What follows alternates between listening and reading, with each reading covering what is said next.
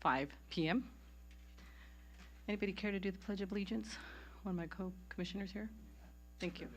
Face the flag, put your hand over your heart, and repeat with me.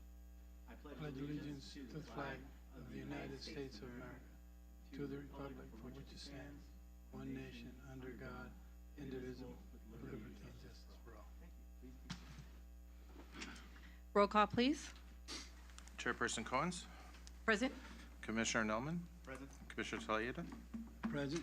and let the record note that Vice Chairperson Houston and Commissioner Swamy are absent at this time. This is the time for the public to address the Planning Commission on items not on the public hearing portion of the agenda. After obtaining permission to proceed by the presiding officer, we request that speakers should first state their full name and address for the record. Although this is not required, the speaker shall limit their address to 3 minutes. Any public comments that are discriminatory, defamatory, or otherwise not protected speech will not be considered, consented to, or otherwise adopted by the Planning Commission in its deliberations and findings. As a courtesy to others, please silence cell phones and other electronic devices. The Planning Commission strives to treat all participants with civility, and we ask that you do the same. Seeing nobody else, I will close oral communications. We have no consent calendar items or continued hearings today, so we can just move on to the new public hearing. We have one. This is Zone Text Amendment ZA 2026-0001. This is an ordinance to reorganize the zoning code chapter and add statutory language related to affordable housing. Now is the time and place to open the public hearing to consider Zone Text Amendment ZA 2026-0001. Planning Director Greg McLean will present the staff report. So this is a very long ordinance, but it's actually a very straightforward ordinance. This is merely a reorganization of the zoning Title 17 of the Municipal Code. This is being done now as a preliminary step to set us up to make the comprehensive zoning code changes that would be required after a general plan update. To the extent that I can make changes before the general plan update is done, such as, for example, the administrative chapter, the general plan is probably not going to have any bearing on that. I will do those in advance, provided that that we can meet the necessary findings for CEQA. This particular action has no CEQA implications because we're not changing any policy. We're literally just rearranging the chapters. But let me explain what changes are actually being made here. First, as I mentioned, the order of the chapters is being rearranged, and I put on the dais a goal, if you will. It's the intended organization of the zoning code when it's done. The chapters that will be many chapters are going to be merged, and they are now being made adjacent to each other, just for convenience later, so that when I come through in subsequent phases, we'll just take a sequence of chapters that are next to each other and consolidate and rewrite those. I've made extensive edits to the parts that I did change, changing a lot of the stilted and antiquated language to plain English, a lot of formatting and punctuation standardization was happening, especially with regard to numbers. And I've also, this is where the bulk of the work was, fixing cross-references. So as you rearrange everything, all of the things that point to a certain chapter have to be renumbered so that they point to the right place. So that's essentially the reason why this ordinance is so long. And temporarily deleting the ADU chapter. As I mentioned in the staff report, the state of California indicated that our ADU chapter was no longer compliant with state law, and they asked that we delete it. And thereby, we would be obligated to follow the state laws. They're not much different, to be honest, so it's fine. But nevertheless, within a month or so, I will have the new ADU chapter before you. We've drafted it and it's ready to go. So this will just be a new statement in the municipal code that just says, for ADUs, refer to state law, and hopefully there will be a hyperlink to get you there.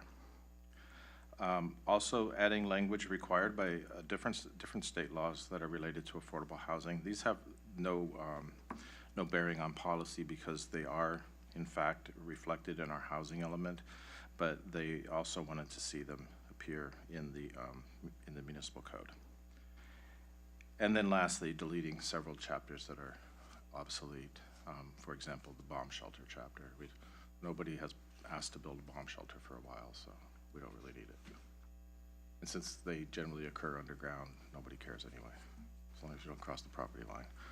So it doesn't mean that we won't be able to build bomb shelters in case you're interested. You just, you know, we just don't need a whole chapter devoted to it.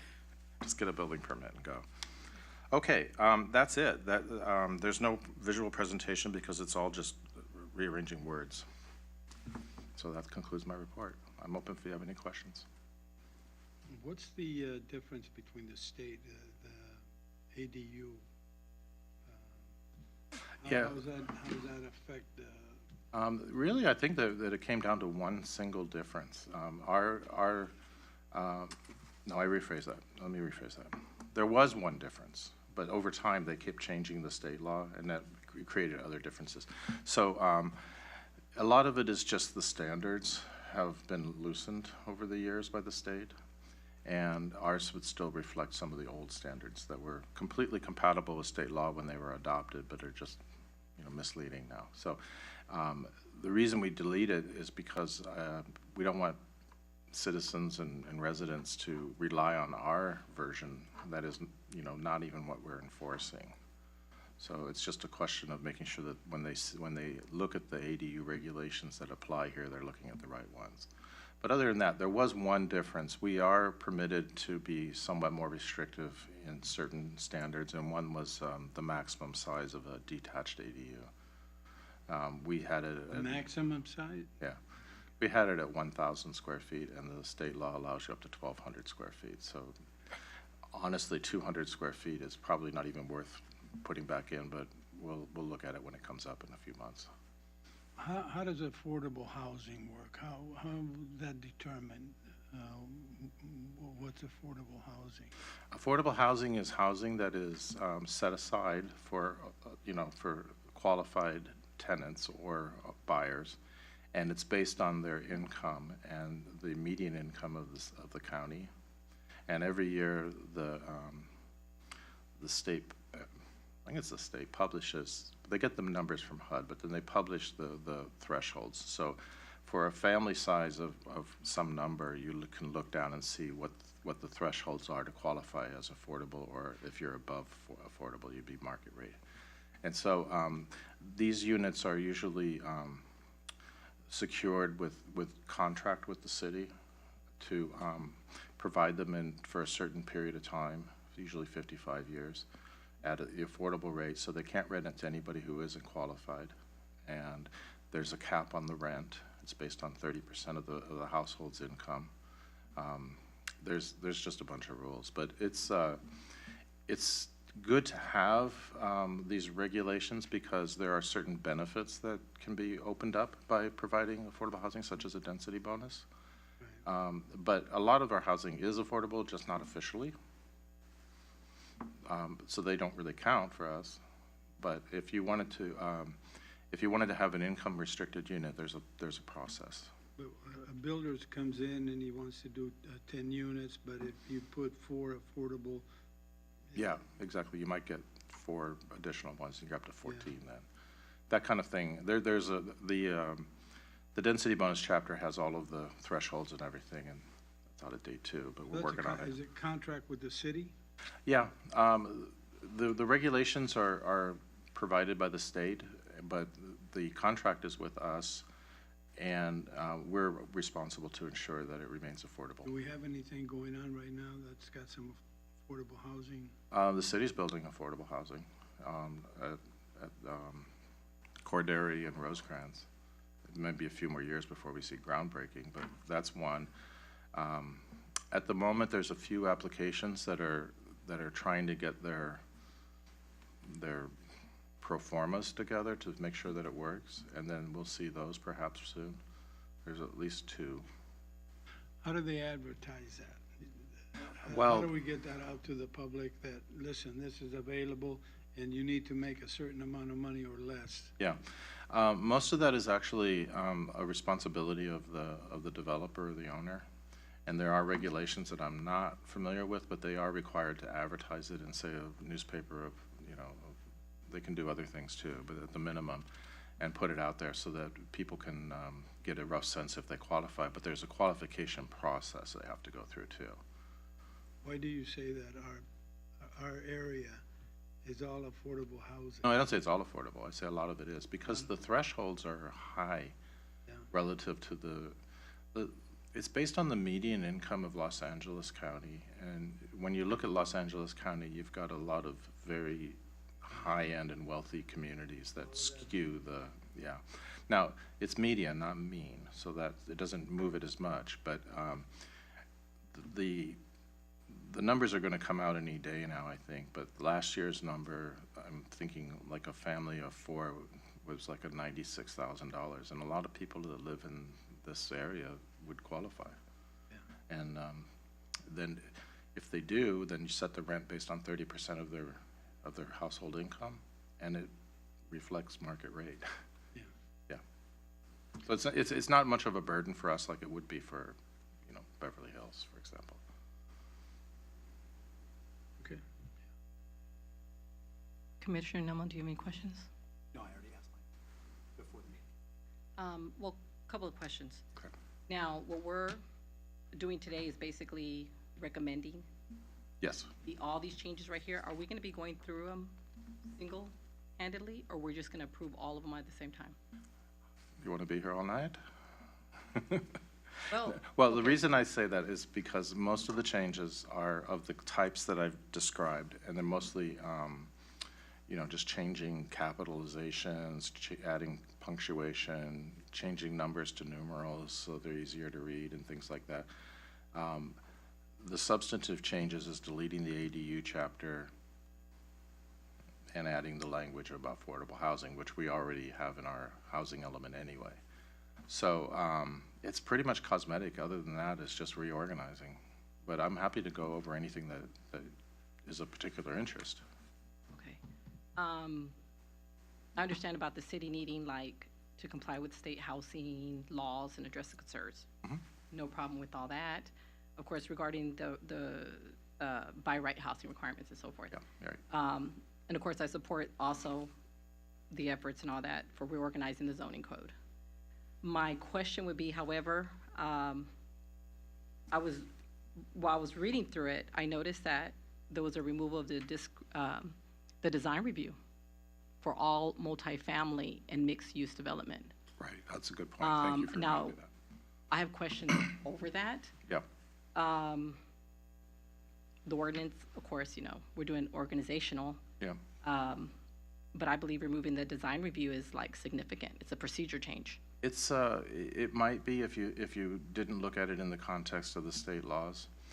Most of the housing that we're building now is subject to what they call objective design standards, and that's already the case. So there's very few multifamily housing projects that require design review even now. They just revert to the objective design standards. You still have design review for commercial and industrial properties, but every time they introduce something new, such as SB 9 or or AB 2097, or I forgot all the numbers, but they include that these are approved ministerially, which means they are not permitted to be brought to the Planning Commission or the City Council. They have to be done by staff using only the regulations that are spelled out in the code.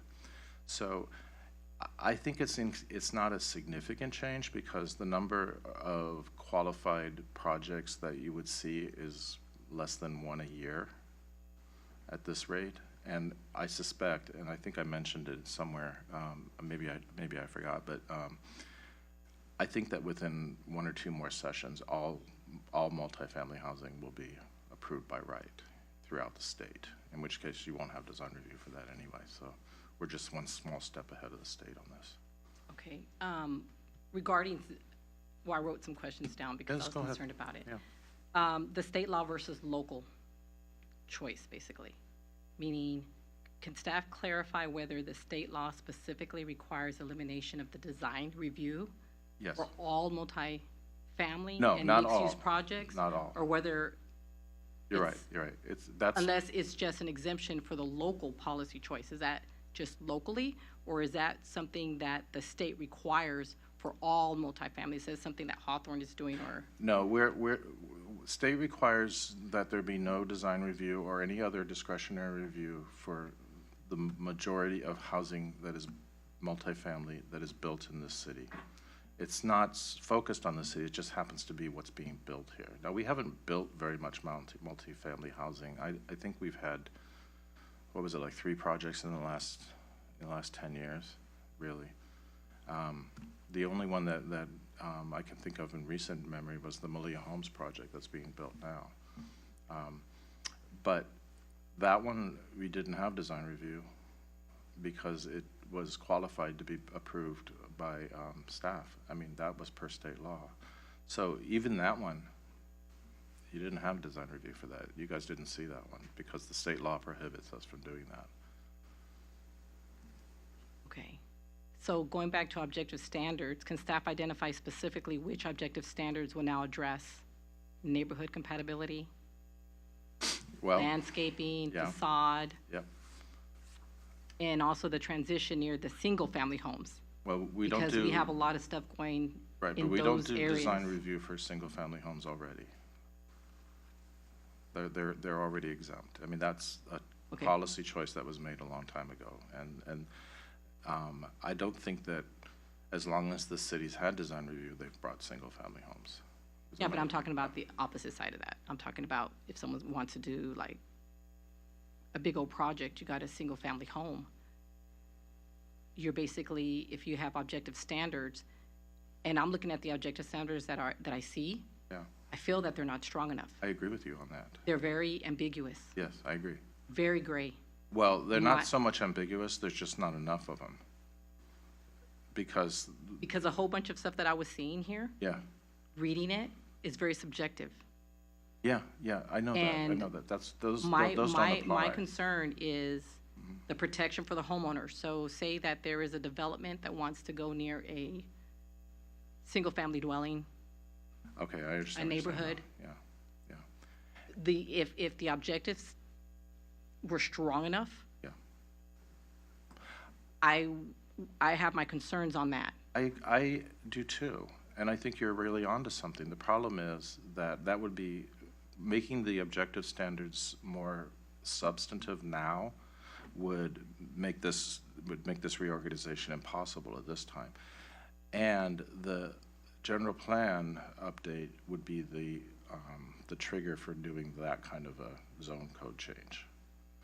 Because the general plan will be, the zoning is based on the general plan, right? The general plan sets the policies, and if the policy is we want to see better quality, this and that, then the zoning code should reflect that. So it would be inappropriate to meddle with that stuff very much at this point because we're in the midst of doing a general plan update.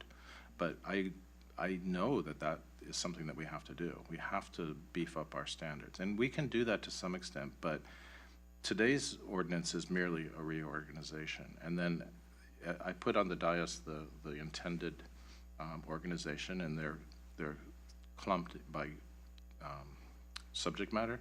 So for example, all of the residential are in one place now. So when we get to that one, that's when we adopt the objective standards that are stronger. And as long as they are truly objective, then they're enforceable. But I can't say design review will be required because already at this stage, it can't be required. The state law is already clear on that. So they forced us to adopt a objective design standard policy before they've given us the time to write really strong objective design standards. So when do you think the general plan will be done? Because I'm looking at the general plan and I'm looking like more than 7 years out. No, Right? no, it'll be done in less than 2 years. Oh, it's less than 2 years. That's why I'm not panicking. Because I was thinking about like this. 7 or 9 for some reason, or maybe I was just going back in time, if- right? Because of the way, as long as it takes, and I'm like, we're If right it was here. 7 to 9, then I would take the trouble to write the objective design standards and go through the whole CEQA process and everything. Yes, I would do that. But since it's only about 2 years max from this point, I'm pretty sure we'll be fine. We don't, like I said, we've only had one housing development in the last 10 years, and it worked out fine. And are we going to have a say on that general, Yeah, of course, line by line? if you want. Quick question, let me see here. So basically, the objective standards would be ministerial. Yes. So now, flipping the side for the protection of the neighborhoods or people who live in homes and so forth, what protections do they have by right as well? like transparency, say, hey, we see that there is a housing development being done, and say the neighbors are adjacent to the building that's going to be built or the homes that are going to be built, what protections do the homeowners have? Only what we write into the code, so with regard to objective standards. So for example, we have standards now that say whenever, like a commercial use is built next to a single-family residential, there has to be an additional setback or something. We could also say that if multifamily were built next to a single-family zone, that the first floor can adhere to one setback, but the second floor has to be set back even further. Things like that are objective, and you sort of try to anticipate what the issues will be. But other than that, nothing, because there's no public hearing then. Well, I can understand that setbacks are like measurable, right? Yeah. We know that, Yeah. hey, you only can build so high. Yep. Your setbacks are here. But now the question I have is just say, hey, this is just plain ugly. Can't do much about that. The neighborhood, I guess what I'm asking is that the adjacent neighborhood or the single-family dwelling that say it's next to that, what protections do they have if it's ministerial? And now what protections does the planning commission have? Because if it's by right, where because of the ambiguity and because of the subjective language that I see in this, my concern is what fight does the planning commission have? Because if they don't have it, and it's by right, and it's very objective, and we say all multifamily, we don't have a say-so. That's and right. so they're just going to check it off and say, oh, we can just go ahead and check this Yeah, off. we don't can't- have any we rights can't here because it's regulate- already written in the ordinance. Yeah, we can't regulate ugly or pretty because that's subjective. Well, that's very No, true. I'm serious. No, I know. I've been involved in trying to write objective standards for other cities where we were trying very, very hard to deal with design issues so that we wouldn't get every house looking the same, following the same detailed design standards. But on the other hand, if you go the other way, you end up with a lot of very inexpensive houses built with no decorations. So it's a very, very difficult thing to write and still remain objective. That's why I don't have any rush to that. If you think though that there will be multifamily housing built in the next 2 years that is not already exempt from public hearings, then we can change that. That's a reasonable recommendation. I personally don't think we're going to have any, or if we do, they'll be very, they'll probably come out just like Malia Homes project did, where we didn't have design review, and it's still, because the developers are interested in getting the best price for them, so they're going to put their best effort. Now, we don't have all good developers though, so I understand where you're coming from. Did you want to ask questions? Go ahead. No, if you got a little 2-bedroom house on a 40 by 120-foot lot, and it's and then a developer comes along and takes on one side, the other side, you go 2-story, 3,500 square feet, and the house in the middle can't even get the sun, there's really not much you can do about that. Unless you want to write an objective standard that guarantees sun, but that's excruciatingly difficult, but it can be done. Yeah, I mean, houses at the beach where they build they take the view, there's no easement for that. And, the part of the problem is though, there is a tendency to over-regulate the things to the point where the state will come down and say, you've created a barrier to housing that is contrary to your housing element. So these things have to. How common is that? It's not uncommon. It's not uncommon at all. As a matter of fact, a lot of cities do it deliberately to put barriers up to prevent people from building housing. We're trying not to be that city, because once you get on the state's radar, they never stop looking at you. And Huntington Beach is an example where they're constantly being sued by the state because that's the kind of stuff they were doing. I'm open to it when we get to that point. It's just very difficult because, as you know, the sun angle changes throughout the year. In the summer, the sun comes high, and in the winter, it comes in low. And, you know, if you wanted to, you have to pick arbitrary standards of, you know, how much sun do you want to guarantee somebody in the winter, which would pretty much kill all the second stories, or, you know, are you going to have a reasonable amount of shade that they just have to live with? They live in an urban setting, so That's it's always it's pretty hard, much but been we the should case. talk about it when we get to it. Okay, has staff compared Hawthorne's standards to the neighboring cities on this issue? I mean, do they have? No, because right now I have spent the last several months writing a reorganization, and I haven't gotten into the details of the specific standards at this point. Okay. Although we did have a consultant write it, and I'm sure they used other, this was back when we did the housing element, so 2 years ago, and 3 years ago now, sorry. I'm sure they used examples from other cities when they wrote it, but I'm also sure that in the last 3 years, people have gotten better at writing those kind of standards, because it was somewhat of a mystery at the time. But I agree that we need to have better standards, but I just don't have the bandwidth at this point to do that. And just to confirm that what's up You for the should vote tonight Put is, your microphone on. just to confirm that what was up for the vote tonight is really mainly the reorganization. Yeah. It's not changing Yeah. the existing standards, correct? Yes, it doesn't change the existing standards. It does remove some small subset of multifamily housing from design review. That's true. But that's, as I said, I think that by the time that we get to the point where we're writing the design standards, we'll be prohibited from doing that anyway. And if I'm wrong, that's fine. We can write it back in anytime you want. So what opportunities for the neighboring input or transparency remain once projects no longer come before the Planning Commission? What, say that the neighborhoods don't agree with, say, something coming up, what rights do they have? Or what input do they have, I guess, is maybe the, None.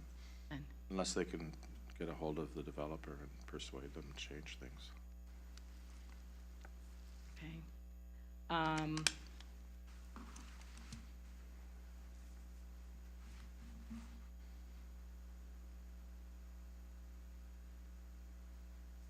Let's talk about CEQA just a little bit. Sure.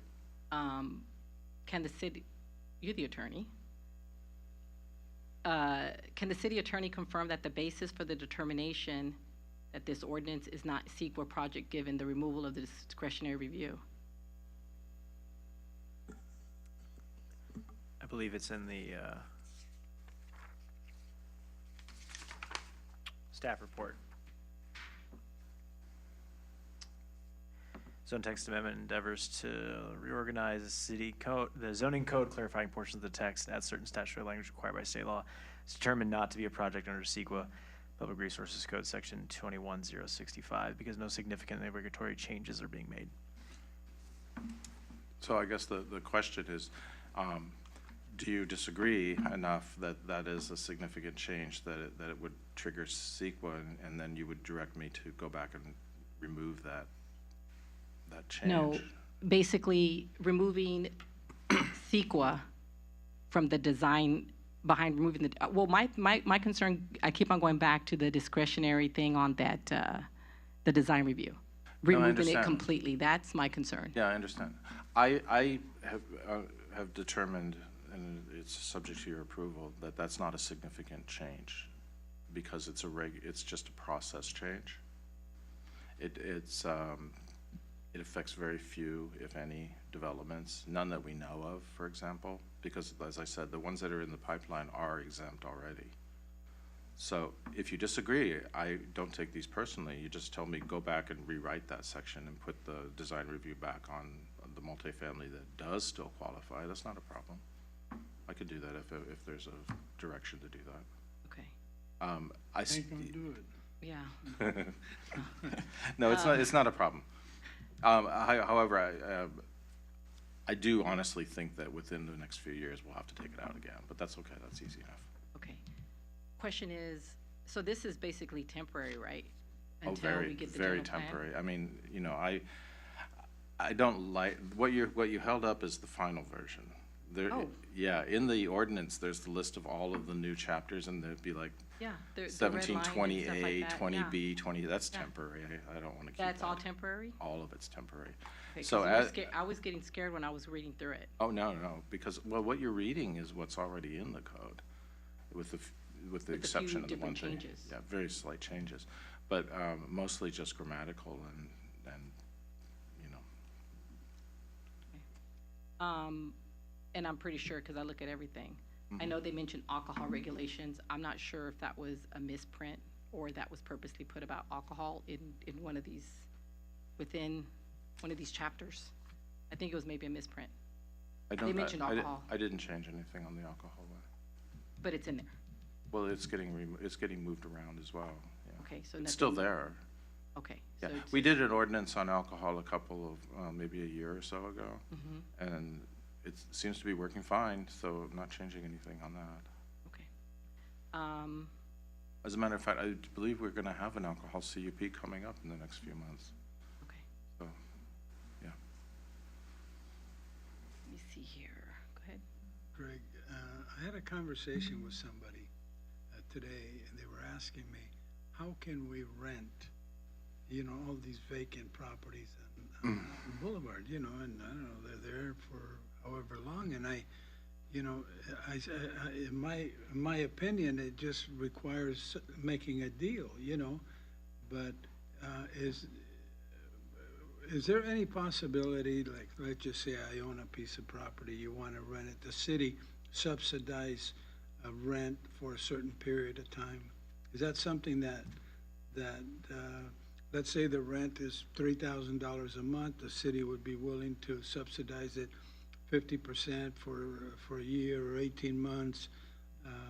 Is there such a program, or is that something that can be done? You need somebody Well- that'll make that deal happen. Yeah. I don't know the legality of it, because there is a provision in state law that might consider that a gift of public funds, which is not permitted.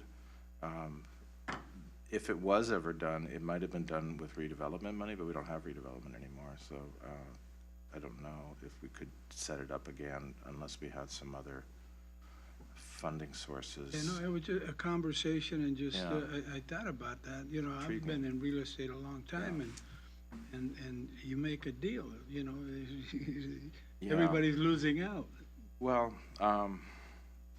we're obviously aware of this problem, and, you know, we recently did parking reform, and I think the word maybe still needs to get out, that a lot of the turning away of businesses that we had to do in the past is not happening any longer. So over time, that should help fill some vacancies. But if we're also heading into a recession, we're gonna see vacancies anyway. So maybe this isn't the best time to be hopeful. I was just wondering if the city has the ability, the capacity, not the money, okay, I mean, the money is, but the ability to do something like that. Yeah, generally, cities can do things like facade improvements, you know, clean up the front of a building. We've done a few of those, because that has a clean argument that it's a benefit to the community. You know, you clean up a blighted property. I'm not sure if you could make the same argument by subsidizing rent, so. Well, you get tax money, and, Right, but not as much as. not the- as much, no, I realize that, but But on a practical matter, I don't think that any cities at this point are really in a position to do that. And we're in better financial state than most cities, and I don't think that we would be able to really pull that off, to be honest. no, it's, if. It's you- an interesting idea, though. No, Yeah, absolutely. you know, having a vacant property, you know, is not Not helping ideal. anyone. Yeah, you're right, it's not. Yeah, no, that's it. Okay, so basically, did you guys want to have a discussion or not really? Well, let me go back to you first. My concern again goes back to the discretionary, the design review for all multifamily. So That's there's- really concerned. So what can be done about that, or what are Okay. you thinking? Tell me what you're thinking. Well, on there's that. two ways you can go about getting that rectified. One would be to make the approval and the recommendation to the city council conditional on that change being made. Okay. There's a certain amount of trust then, but I will make that change, and you'll have a chance to see it when it goes to the city council, and you can testify if I didn't do it right. But the other is to have me bring it back to the next meeting with the change in there, and then you can make the motion to recommend it at that point. Either way's fine. Okay. It's just that word "all." I really Yeah, don't no, like it was that a word "all" deliberate because choice. what I get, like I said, I'm going back to. Yeah. It seems like all is taken away from the planning department's authority strongly. I mean, because if say someone wants to take you to court, guess what? If the objective standards are not strong enough and Right. everything is subjective, Right. what right, if we're gonna do everything ministerial, what right does the planning commission have to say, no, Yeah. hold up, let's just stop really quickly? Yeah. You don't have any rights. You're basically, if everything is done by right, you guys, we're taking power from you. Yeah, well, I don't crave power, so that's okay. I mean, but- not power, I mean, but- I'm just saying, if there's a No, but project you're out right. there, That's the whole point of it, though. you That's know, why for me this. to just, say, oh, just all, ooh, that's a strong word. All, it to me is more of a procedural than just something that is a reorganization. That's actually a procedural. I Okay. mean, would you agree with that, or I do, am I do. I just, in my estimation, determined it wasn't a significant change, but, if it's uncomfortable for you, that's easy for me to fix. Okay, So just include it in the motion. in the motion? Yeah. Okay. What would, in your, could you give an example of what such misuse might look like? 'Cause is this something that, clearly it's not a concern of yours, you don't anticipate misuse of this, No, but I don't. what could happen? Well, it's conceivable that somebody could come forward with a multifamily development that doesn't meet any of the exclusions.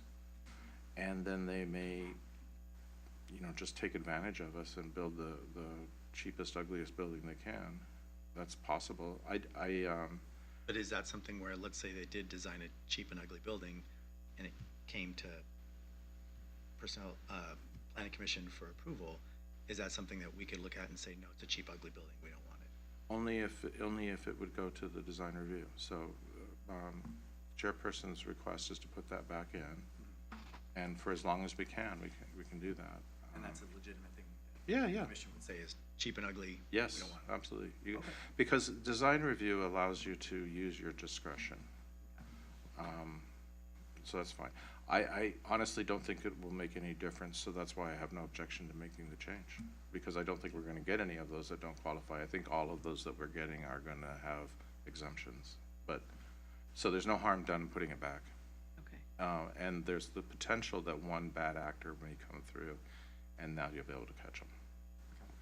Well, just like recently, we had a project, so I could expand on it, just so you can understand what my problem is. Say that there is going to be a house in development going up, and that they're next to a single-family dwelling, maybe a one-story, and they build up to like 6 stories high. And then say that they have like maybe a patio, but they're literally overlooking the neighbors because they live in a single-family dwelling, maybe 1-story or 2-story. They have a backyard, they have families, say their kids are outside, whatever. Because of the way the objective standards are and they're not really strong enough, and say it's, they have it by right, the planning department can't stop them from, or we can't say anything on it because we don't have any rights to it, which means that they would actually build that patio there, regardless if they're looking down to the neighbor's yard below. But if they come to us, or if the objective standards are better written, or not subjective, but more, what's the word I'm trying to use? Well, if they're objective. Yeah. We have a say-so to say, hey, we would like you to maybe put some landscape on that side, just so they don't have the ability to look over the neighbors that are, in that 2-story building in that backyard and so forth. That's the reason why us giving them all that right, I think is not dangerous, but it's just too much to give to somebody by right. Yeah, it- yeah, I understand what you're saying. You I know, think that the so- reason why I didn't consider it to be significant, because as it stands right now, you could build a single-family house with a deck and have the same, you know, advantage over your neighbor. Right. And there's nothing we can do about that either, so, you know, these things happen. So Yeah. I completely appreciate where you're coming from on this, and I'm Yeah. happy to make the change, but Okay. Well, my concern, I'm just like I trying to s- explain my thought process and. No, take- I would like you, because that's, you know, I want to hear what your thoughts are too, you know, to bounce off information, you know. Yeah. But my concern really isn't like a 2-story versus a 1-story house, or a 3-story versus Yeah. a 2-story house. My concern really is a 6-story building or a 9-story building going up, because now they can go all the way to 9 stories high. If you're near a railroad, Yeah, not railroad, well, the metro or transportation, we're gonna have a, they can build up to so high now yeah, with the current laws that we have today. yes. So I So don't know. they'll be able to look in everybody's backyard. Yeah. So Yeah. we may be looking at San Francisco over here. Yeah, I don't think there's much of a market for it. There, just as an aside, we had, the COG, which is the Council of Governments, hired a consultant to look at various properties that are commercial for possibly conversion to residential. And we participated, and we selected 2 properties within the city. And what they found in both cases was that the tallest and most dense options are not feasible for developers on those particular properties, and they're somewhat representative of what we have available in the city. And even if you say to the developer, you can have, you know, 50 units to the acre, it's not, if it's not profitable, they won't build it. But if they look at it and say, well, 28 to the acre is profitable, that's what they'll build. So, you know, I don't see San Francisco-style buildings being built here, or the Long Beach-style buildings. It's Or just maybe not San the right Diego. market. But you get But my we can't point, though, stop right? it Yeah. at this point. I know. That's the new law. But why would we give them all the rights to that? Well, we can't. 100%. That's what I'm No. saying. All is all. And I'm looking at the law, I'm looking at the But- ordinance, so but- words are very powerful. But those cases, you wouldn't see those either, because they are already exempt. So all of the TODs that are 100 units to the acre or 50 units to the acre, they're not subject to design review. So that's what I'm saying. Everything that is being, we're not seeing those proposed, but almost every type of housing that anybody's interested in is already exempt. It's just that one oddball that's not exempt that maybe we might catch with the design review. Okay. And I'd have to agree with that. Like, you know, Yeah.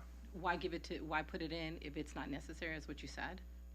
No, And, but it's a but I reasonable understand the precaution. odds, but Yeah. why hand that over?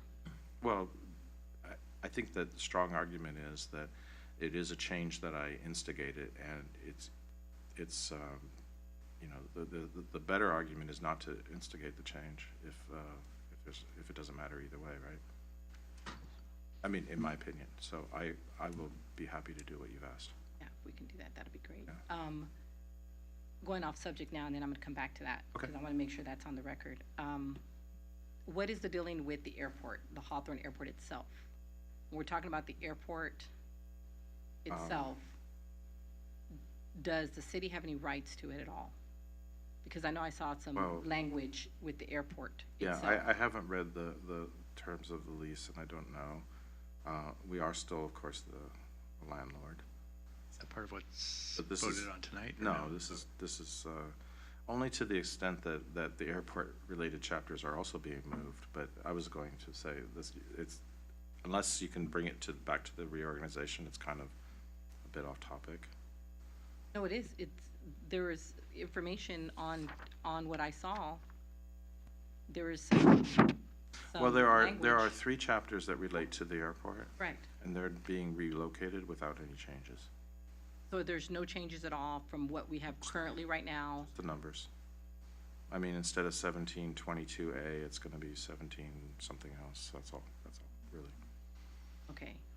And so anything that goes, who has the right to decide what goes where? Say that there is billboards being built, there are other just infrastructure. does that give you, the director, Some things, but things like authority billboards, to make that decision? Or is it based, no. again, on, it's not gonna be no right of, No, I didn't see it's- anything like that on that portion, it's not by right. depends on what the municipal code says. And for billboards, for example, we have the bill, or it's called the freeway overlay now. I'm changing it to billboard overlay because it's misleading. But we have the freeway overlay that regulates how they can, and then there's a need for a contract with the city, so the city council has to approve that. And I don't recall, but I think there's still a CUP requirement too, because we had an application that I think is defunct now, but we're checking Okay. for billboards near the airport.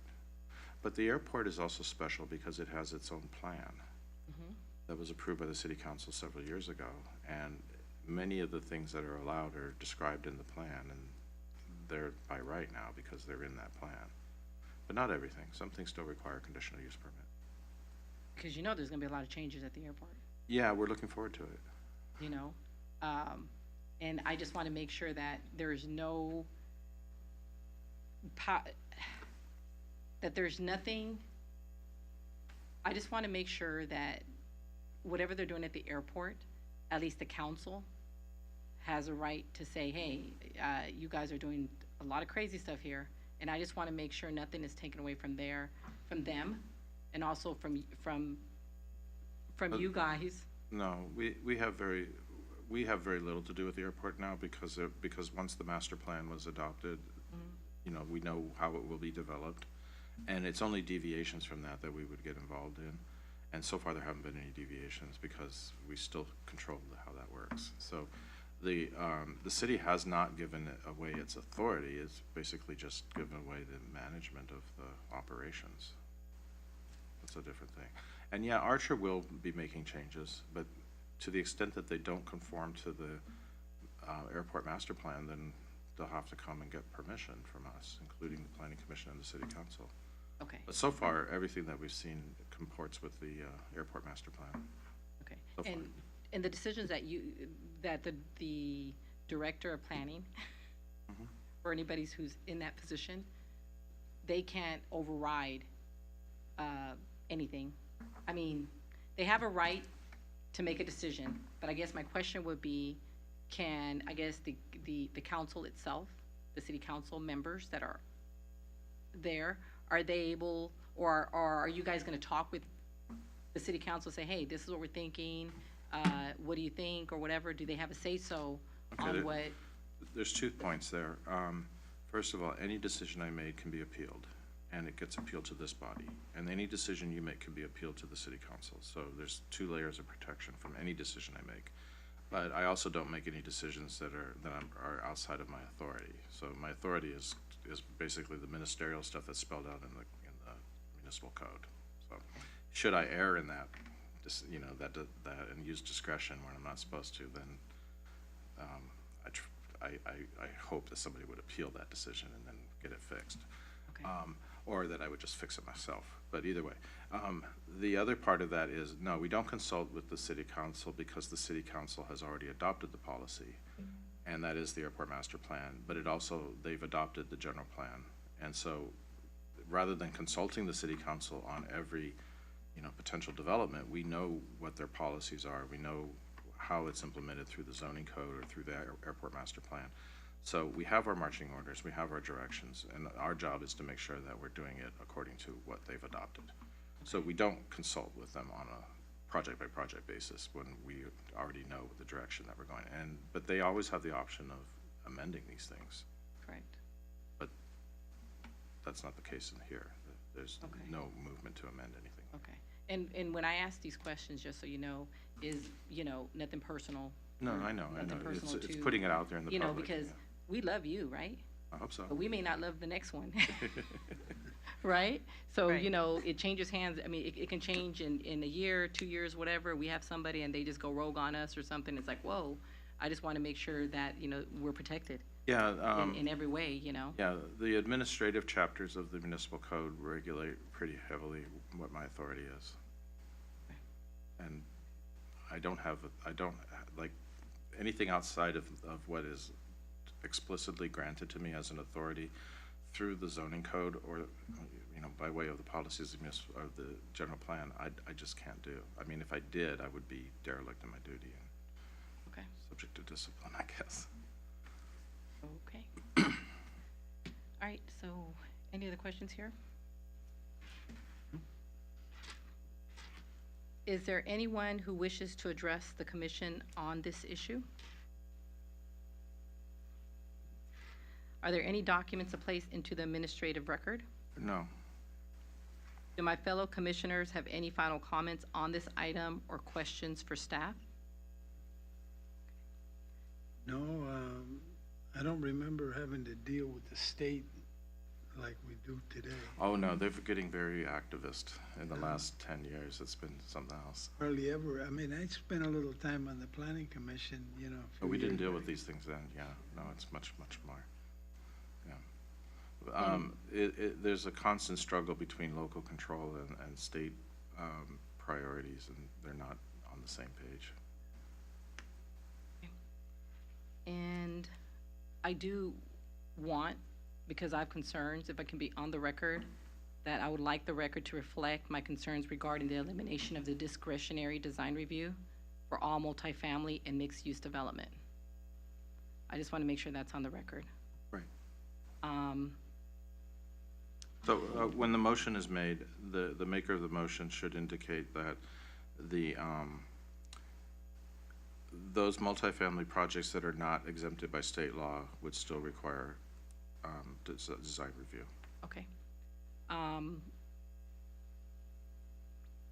So on the motion, while I support the ADU compliance updates and zoning code reorganization efforts, I continue to have concerns regarding the elimination of discretionary design review before further evaluation of the city's objective standards. Would that be sufficient? Yeah, I understand what the motion is. Okay. So the only question is, are we recommending that the resolution be approved with the caveat that I fix the, you know, the issue that you brought up, or that you want to have it brought back to review it again? Good if he says he's gonna change it. I don't think he needs to bring it back to us, right? So you'll change it? I'll change it, yeah. Okay. I mean, and it has to go to a public hearing before the city council, so everybody can have a chance to confirm I did it right. It's a very, very simple change, though. So I'm trusting you. No, I'm just kidding. No, I got you. I got you. See, that's why I love you. Let me see here. So yes, okay. Okay. I would like to do that. I'll second. So you're making the motion, I am making the motion the additional language. with additional language for the discretionary design review. Got it. Okay. Chairperson Cohen? I second. Yes. Oh, it was already seconded. Oh, okay, okay, Sorry. good. Commissioner Nauman Aye. and Commissioner Salida? Yes, Okay. So the resolution as modified is approved, and this ordinance will be modified and then taken to the city council with that recommendation. Okay. Thank you. Let's see here. There are no administrative items, so we're on commissioner reports. Wait, do I supposed to I'm going to formally close Oh, this? yeah, we should have closed it before the vote, but just go ahead and close it now. Okay. I now formally close the public hearing on these items. Okay, so we already did all that extra stuff here. Yeah, We thank you. voted on it, and we have the recommendations there. Okay, administrative items, None. commissioner reports. We can start with Commissioner Nelman. Do you have Nothing. anything to report? Nothing to report. no, Commissioner Toledo? no, No? nothing to, And I have nothing to report either. job, though, yeah. Okay, this meeting is adjourned at 7:01 PM to the next regular meeting of May 20th, 2026.